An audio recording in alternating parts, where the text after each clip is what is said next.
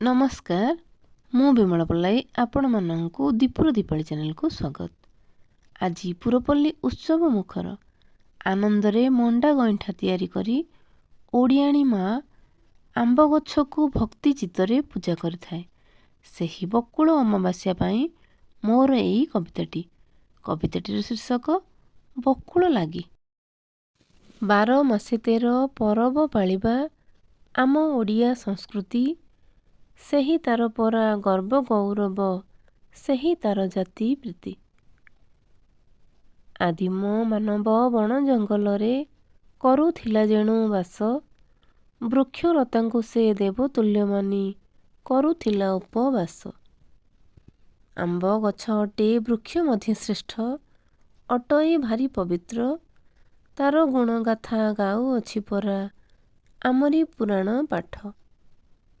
सत्य फल रूपे पुराणे आंब वर्णित अछि विटामिन भरी रहिछि विज्ञान कहू अछि।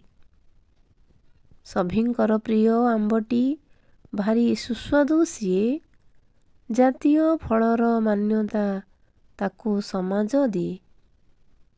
पुष मास अमावास्यारे हुए बकुल लागी मंडा गईठा को तैयारी आंब गछ पूजंती।